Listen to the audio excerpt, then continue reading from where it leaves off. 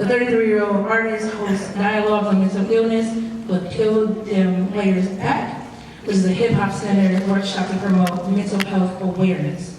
He attended HBCU, Morehouse College, and NYU for music business, and is currently the community engagement programs manager at MoCA. Is that right? For those who don't know what MoCA is, that's in Cleveland. That's museum of contemporary art. Yes! See, we're some nerds if you go to museums today. Green has also been featured on local media, including WKYC Channel 3, WCPN Ideastream, Cleveland.com, and Cleveland Scene. And he was selected as one of Cleveland's Magazine 2008 most interesting people. So I introduce to you our performer of the day, Archie Green. Let's give it up to him.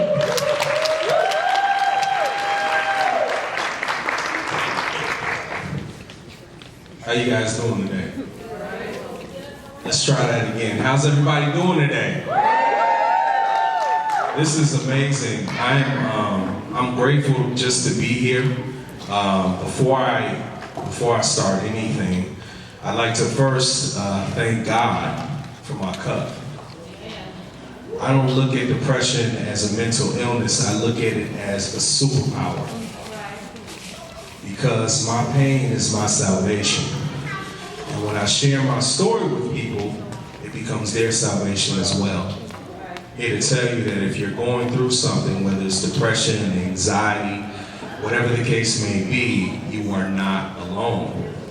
I'd like to thank the Lorain County Board of Mental Health, Patrice, for inviting me out to be here. All the organizers, can we give them a round of applause for organizing this? I'd like to thank Frank and Kiki for the great introduction. I'd like to recognize my team, Peel Dem Layers Back. We got Selena, Bobby, and Chris. This is our official table over here. And what we're doing is we're selling merchandise, and it's all going towards a fundraiser that we're in the middle of right now, which I'm going to tell you about towards the end of my speech. So with today being a theme of how I cope, what I wanted to do today was I wanted to share a story with you guys on how I had to cope in real time. And how learning how to cope through therapy, through learning about how to cope with mental illness, saved and continues to save my life. So in order for me to start and get to that point, we have to go back to the night that started everything for me, which was November 23rd, 2013. Now my parents are in the audience, so I know they remember this night as well. This was the lowest point in my entire life. At this point, I had just moved back home from New York. I had recently graduated from New York University, where I studied music business, and of course, go figure, 2 degrees, no job. So I came back home, and initially I wasn't planning on staying in Cleveland. I was like, all right, well, you know, New York, I love the time that I had there. I had a lot of contacts that I made. I learned a lot about the music business, and I was still looking for jobs in New York, although I had moved back home. But eventually, I decided, you know what, I'm gonna stay. I had an inkling that we might be getting a major return of a major figure, which subsequently happened when the King came back and brought Cleveland Cavaliers their first championship. But at this time, I was broke, I was living with my parents, and I had recently broken off an engagement with a woman that I was with for almost 5 years. So I was going through it. I was definitely, I had some things that I was going through at that time. I finally got a job, was working at Nordstrom, selling women's shoes, salon shoes, and I was also doing work with at-risk youth. Some of you may have heard of an organization called Beachbrook. I was a Beachbrook mentor around that time. And I'll never forget, on this night, November 23rd, 2013. I had just got off work, and a couple of my frat brothers called me. So I don't know if there's any Qs in the house. I know my pops is out here, but I'm a member of Omega Psi Phi Fraternity Incorporated, proud member. And I got a call from a couple brothers that wanted me to come out and have a couple drinks, have a couple laughs, catch up, because I had just got back in town. And so, on the one hand, you know how you have that voice that tells you, like, you know, you should probably just go home. Anybody can relate to hearing that voice? Well, I had that voice saying, you're tired, you just got off work, go home. But then we have this other thing called ego. And my ego was like, nah, man, go catch up with the brothers, have a few drinks, have a few laughs, then you can go home. And so I decided with the latter, decided to go to the frat house. Now, we have a bar at the frat house. We have a liquor license at the frat house. But sometimes we pour a little bit heavier.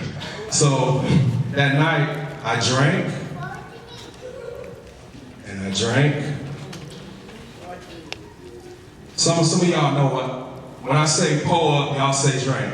Pull up. Drink. Pull up. Drink. Pull up. Drink. And then I decided to drive home. So before I even got out of the parking lot, I had already backed into one of my fraternity brothers' cars. I don't know how or why, but I talked my way out of someone taking my keys. I subsequently got back in my car, and I started making my way home. And as I was just about to hop on the freeway to head back home, I got pulled over. And I did the field sobriety test. I was told that someone called the police because I was swerving, which I didn't know. I was so drunk, I couldn't even tell. And I took the breathalyzer. My level was way over the limit. I was placed in handcuffs, and I was taken to jail. It was processed, fingerprinted, and I was put in a holding cell.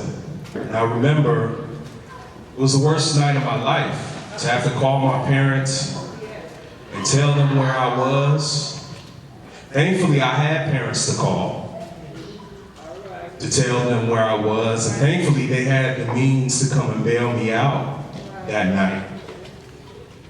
But while I was in that cell, for the first hour or so, I was crying like crazy.